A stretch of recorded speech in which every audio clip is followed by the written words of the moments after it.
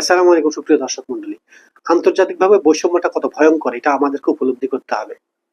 শান্তিকামী মানুষ হিসেবে এবং মুসলমান হিসেবে। ইরান আন্তর্জাতিক আণবিক শক্তি কমিশন অর্থাৎ IAEA কে ইরানের যে পারমাণবিক কর্মসূচি বা ইউরেনিয়াম সমৃদ্ধ করছে সেটা যে শান্তির উদ্দেশ্যে পারমাণবিক বোমা তৈরির উদ্দেশ্য নয় সেটা IAEA কে প্রবেশাধিকার অধিকার দেওয়ার মাধ্যমে নিশ্চিত করেছে। এবং ইরানের যে গবেষক পারমাণবিক চুল্লির ব্যাপারে কাজ করছে বা পারমাণবিক শান্তির উদ্দেশ্যে কাজ করছে সেটাও সেই গবেষকদের লিস্টও দিয়েছিল।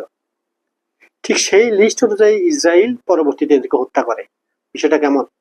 IAEA কি তাইলে কি ইসরায়েলের পারপাস সার্ভ করেছে? পশ্চিমাদের পারপাস সার্ভ করেছে? মুসলমানদের নিশ্চয়তা কোথায়?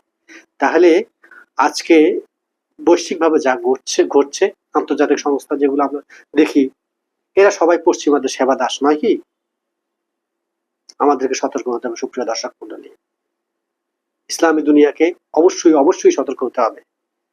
20,000 কিলোমিটার এরিয়া বেষ্টিত ইসরায়েল রাষ্ট্রের পারমাণবিক বোমা থাকতে পারবে, কিন্তু 17 লক্ষ কিলোমিটার পরিবেষ্টিত এত বৃহৎ ইরানের নিরাপত্তার জন্য, শত্রুর আক্রমণ থেকে নিজেকে ঠেকানোর জন্য পারমাণবিক বোমা থাকতে পারবে না।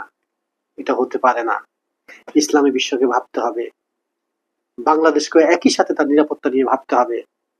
কারণ খুব বেশি দূর নয়, ইসরায়েলের মোসাদ আমাদের পার্শ্ববর্তী দেশে অবস্থান নিয়েছে।